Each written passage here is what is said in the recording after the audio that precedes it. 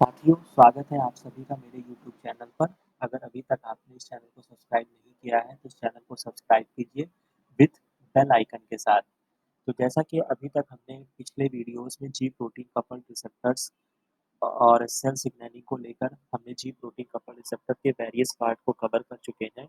अब हम यहाँ पर बस जी प्रोटीन का एक लेक्चर और करेंगे, जिसमें हम रोडोप्सिन की सिग्नलिंग को देखेंगे और उसके बाद हम एक फाइनल इसका फाइनल में हम सभी सिग्नलिंग को एक बार समझेंगे। इस तरीके से आपका जी प्रोटीन कपल्ड रिसेप्टर जो होगा वो समाप्त हो जाएगा। तो इसके तरफ आगे बढ़ने से पहले मैं आपको एक चीज़, जो कि मैंने अपने पिछले लेक्चर्स में आपको बताया था, जिसमें एक चीज़ मिस हो गई थी, उस चीज़ को मैं आपको बताना चाहता हूँ।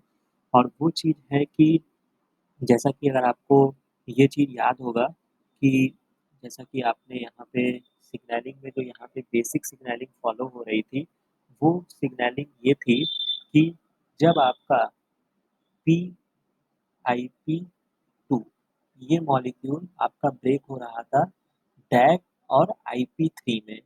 ये बात हम समझ गए थे। IP3 क्या करता है, ये आपको हमेशा याद रखना है। ये कैल्शियम के चैनल्स को क्या करेगा, ओपन करेगा। ओपन करेगा फ्रॉम ER, एंडोप्लाज्मिक रेटिकुलम से क्या करेगा, कैल्शियम के चैनल को ओपन करेगा।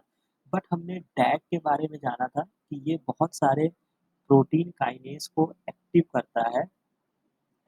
करता है बहुत सारे प्रोटीन काइनेज को। बट इसका एग्जैक्ट रोल क्या था, वो चीज़ मैं थोड़ा-सा आपको बताना मिस कर गया था। तो अब हम यहाँ पे उस चीज़ को देखते हैं। जैसा कि आप यहाँ पे देख सकते हैं, यहाँ पे इस पैराग्राफ में ये चीज़ बताया गया है कि जो आपका डाइएसाइलग्लिसरॉल होता है, वो फर्दर क्लीव्ड होकर क्या रिलीज़ करता है, अरकिडोनिक एसिड रिलीज़ करता है।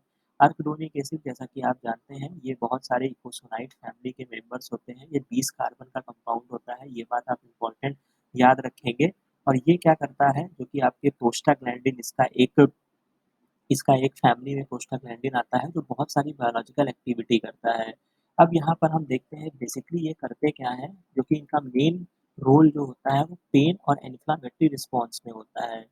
तो जो बहुत सारे आपके एंटी इन्फ्लामेटरी जो आपके ड्रग्स होते हैं, ये आप याद रखेंगे, जैसे आपके एस्पिरिन, ब्रूफेन एंड कॉर्टिसोन, ये क्या करते हैं, इसकी सिंथेसिस को इनहिबिट करते हैं। तो यानी कि यहाँ से आप इस बात को ऐसे समझ सकते हैं कि जो आपका डैग होता है, ये डैग क्या करता है, ये डैग जो होता है, ये अर्गडोनिक एसिड की सिंथेसिस करता है।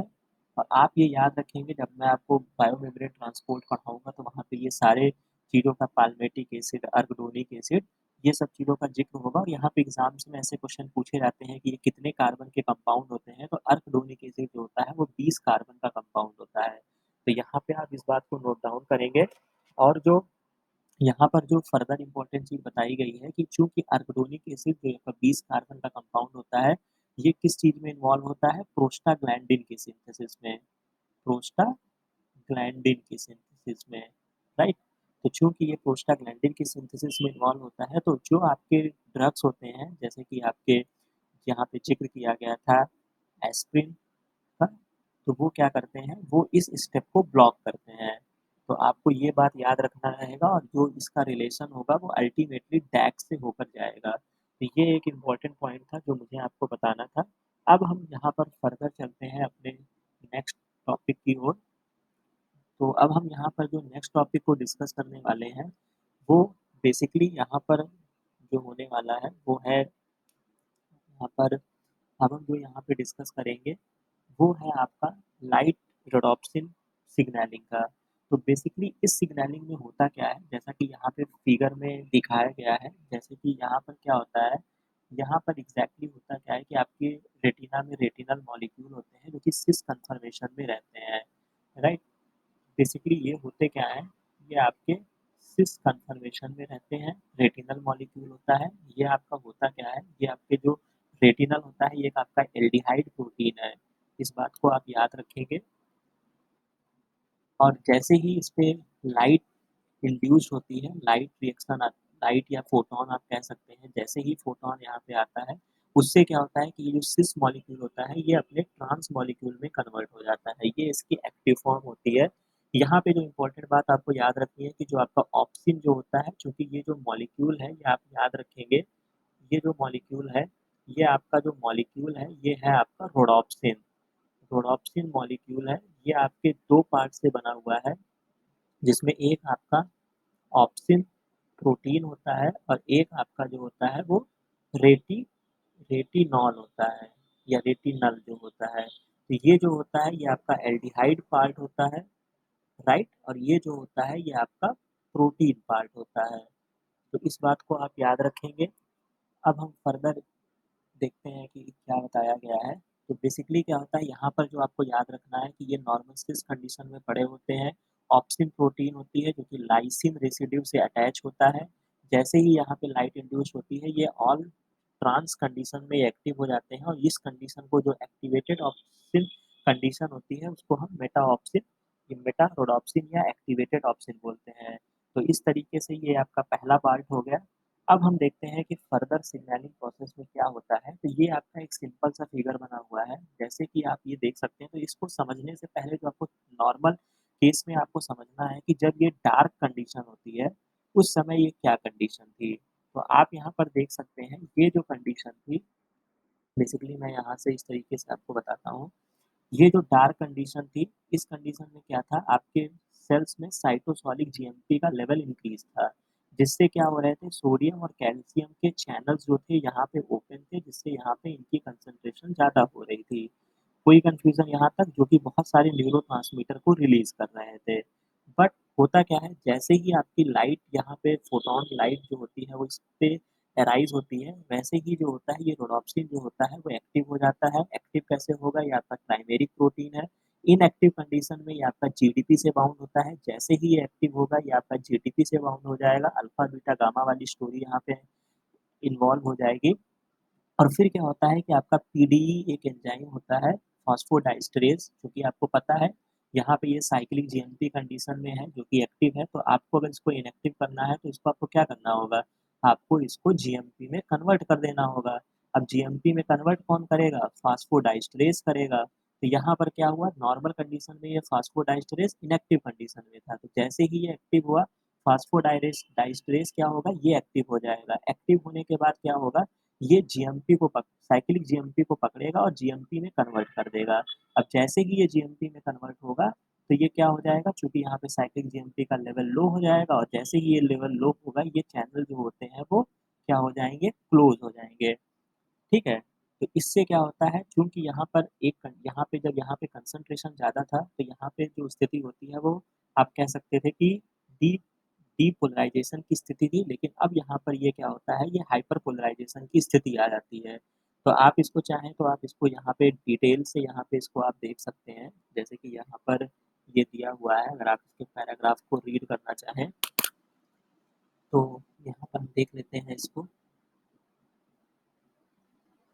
तो जैसे कि आप यहाँ पे देख सकते हैं, इन द डार्क में क्या हो रहा था, dark adapted rod cell high level of cyclic GMP जो था वो वहाँ पे cyclic GMP non selective cation channel open हुए थे, जिससे डीपोलराइजेशन की स्थिति थी। बाकी अभी आप यहाँ पे केवल डीपोलराइजेशन और हाइपर पोलराइजेशन समझिए, बाकी जब मैं नर्व इम्पल्स ट्रांसमिशन आपको पढ़ाऊंगा तो मैं वहाँ पे आपको डिटेल में इसको कवर करूंगा। जिससे क्या होता है, जब यहाँ पे लाइट ने एब्सॉर्ब किया, जनरेट एक्टिवेट रोडोप्सिन को एक्टिवेट करता है, जो कि विच बाइंड इनएक्टिव जीडीपी से उसको जीटीपी कंफर्मेशन में ले आएगा, राइट। इसके बाद क्या होता है, फ्री जो भी होगा यहाँ पे एक्टिव हो जाता है, जो कि आपके पीडीई को एक्टिव करता है। ये पूरा इस पैराग्राफ में यहाँ पे मेंशन किया हुआ है। और जिससे क्या होता है, जब यहाँ पे ये कंडीशन आती है, एक सेकंड यहाँ पे मैं थोड़ा सा इसको क्लीन कर देता हूँ। यस, ये देखिए, अब हम इसको यहाँ पे देखते हैं तो आप यहाँ पे इसको देख सकते हैं। जैसे ही आप यहाँ पे द रिजल्टिंग, जैसे ही साइटोसोलिक में जीएमपी साइक्लिक जीएमपी कम होता है, उससे क्या होता है, कैटायन चैनल्स जो होते हैं वो प्लाज्मा मेम्ब्रेन में क्लोज हो जाते हैं, जिससे क्या होता है, ये मेम्ब्रेन जो होती है वो हाइपर पोलराइज स्थिति में आ जाती है। ठीक है, तो ये इस पूरे सिग्नलिंग की स्टोरी होती है। बाकी इस सिग्नलिंग में आपको केवल इतना याद रखना है कि एक्चुअल में होता क्या है, हुआ क्या, आपका जो भी कंडीशन थी यहाँ पे आप इसको याद रखेंगे। आप यहाँ पे देख सकते हैं, जैसे कि इस सिग्नलिंग में क्या था, मान लीजिए कि आपका ये साइक्लिक जीएमपी था, जिसकी कंसंट्रेशन नॉर्मल समय में एक्टिव थी। ये स्थिति कब थी? ये डार्क एडाप्टेशन में थी। कोई कंफ्यूजन? नहीं कंफ्यूजन। ठीक है। अब चूंकि जब लाइट आएगा तो इसको ओवरऑल हमारी स्टोरी क्या है, हमें साइक्लिक जीएमपी को खत्म करके जीएमपी में कन्वर्ट करना है। यहाँ पे कौन सा एंजाइम लगेगा? फास्फोडाइस्टरेज लगेगा। ठीक है। अब ये जैसे ही एंजाइम यहाँ पे लगाना है, तो चूंकि जैसे ही ये नॉर्मल कंडीशन में साइक्लिक जीएमपी का लेवल इंक्रीज था यहाँ पर, ठीक है, साइक्लिक जीएमपी का लेवल जो था वो इंक्रीज था। अब होता क्या है कि जैसे ही लाइट फोटोन यहाँ पे आता है, जिससे क्या होगा, जी प्रोटीन जो होंगे वो क्या होंगे, एक्टिव हो जाएंगे। जी प्रोटीन रिसेप्टर एक्टिव हो जाएंगे, वो एक्टिव हो जाएंगे तो अल्फा वाली स्टोरी आ जाएगी, ट्राइमेरिक प्रोटीन होगा, अल्फा बीटा गामा। अल्फा जो होगा वो नॉर्मल कंडीशन में क्या था, जीडीपी से बाउंड था। अब ये जीडीपी हट के यहाँ पे जीटीपी लग जाएगा जो एक्टिव हो जाएगा। ये जीटीपी फास्फोडाइस्टरेज को एक्टिव करेगा। फास्फोडाइस्टरेज क्या करेगा, साइक्लिक जीएमपी को पकड़ के जीएमपी में कन्वर्ट कर देगा। तो इस कंडीशन में क्या हो जाएगी, पहले जो कंडीशन थी वो पोलराइजेशन की कंडीशन थी, पोलराइज कंडीशन थी, डीपोलराइजेशन की कंडीशन थी। और जैसे ही ये कंडीशन होती है, नॉर्मल कंडीशन में जो चैनल थे, ठीक है, वो आपके ओपन थे। अब क्या हो जाएंगे, चैनल जो होंगे इस कंडीशन में जब जीएमपी बढ़ेगा तो चैनल जो होंगे वो आपके क्लोज हो जाएंगे, जिससे क्या हो जाएगी, ये अल्टीमेटली क्या बना देगा, हाइपर पोलराइज्ड कंडीशन हो जाती है। राइट। तो ये पूरी इस सिग्नलिंग की मैकेनिज्म है जिसको आप याद रखेंगे, जो कि यहाँ पर ये फिगर में शो किया गया है। आप अगर थोड़ा सा और दूसरे तरीके से समझना चाहें तो एक फिगर मैंने और भी अडॉप्ट किया है, यहाँ से आप देख सकते हैं। तो इस फिगर में आप यहाँ पे क्लियर मेंशन है, जो कि वही बात सारी यहाँ पे लिखी हुई है। पहला स्टेप जो आपको याद रखना है जो कि आपका रोडॉप्सिन है, रोडॉप्सिन को आप याद रखेंगे। रोडॉप्सिन जो होता है ये 11 सिस कंडीशन में था, जब ये एक्टिव हुआ तो ये आपका क्या हो गया, ट्रांस कंडीशन में आ गया। ठीक है। बस आपको यहाँ पे इतनी स्टोरी याद रखनी है। फिर जो यहाँ पे नेक्स्ट स्टेप जो यहाँ पर हुआ है वो मैं आपको बताता हूँ। नेक्स्ट स्टेप जो यहाँ पे फॉलो हुआ है वो ये हुआ है कि ये देखिए सिंपल मैकेनिज्म यहाँ पे आपको बताई गई है। आप यहाँ पे देख सकते हैं, रोडॉप्सिन था जो कि अभी मैंने आपको बताया मेटा रोडॉप्सिन में कन्वर्ट हुआ। ये नॉर्मल जीडीपी कंडीशन में था। जो प्रोटीन होती है जी से लिंक, उसको हम ट्रांसड्यूसिन बोलते हैं। ठीक है। तो यहाँ पर जीडीपी और जीटीपी का एक्सचेंज होता है, ये एक्टिव कंडीशन में आ जाता है जब ये जीटीपी से बाउंड होता है। राइट। और फास्फोडाइस्टरेज नॉर्मल इनएक्टिव कंडीशन में था, ये एक्टिव हो गया जिससे जीएमपी में कन्वर्ट कर देता है। और क्या हो जाएगा, हाइपर पोलराइजेशन की स्टेज आ जाती है। बस आपको इतनी स्टोरी इस जी प्रोटीन से आपको याद रखनी है। आप यहाँ पे देख सकते हैं, यहाँ पे इसका एक्सप्लेनेशन यहाँ पे दिया हुआ है, जिससे क्या होता है, सोडियम के चैनल्स जो होते हैं,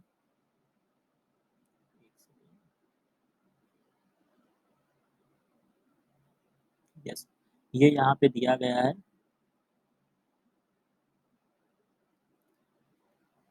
ये जैसे कि साइक्लिक जीएमपी जो होता है वो क्लोजेस द सोडियम चैनल को क्लोज कर देगा और मेम्ब्रेन क्या हो जाएगी, हाइपर पोलराइज स्टेज में आ जाती है, which is excitatory response transmitted through the neuron. तो ये आपको याद रखनी है, ये सिंपल सी जी प्रोटीन की स्टोरी है। यहाँ से बहुत सारे क्वेश्चन अभी एग्जाम्स में आपके पूछे जाते हैं, तो इस टॉपिक को आप याद रखेंगे। और बाकी ये इन्फॉर्मेशन मुझे आप तक पहुँचानी थी। बाकी आशा करता हूँ कि ये वीडियो आपको अच्छा लगा होगा। अगर ये वीडियो आपको अच्छा लगा है तो इस इस टॉपिक को शेयर कीजिएगा, सब्सक्राइब कीजिएगा अपने फ्रेंड्स के साथ। मिलते हैं नेक्स्ट वीडियो में। अगर आपको कोई भी चीज़ नहीं समझ में आई है तो प्लीज़ आप कमेंट सेक्शन में मेंशन ज़रूर कीजिएगा। बाकी मिलते हैं नए टॉपिक के साथ।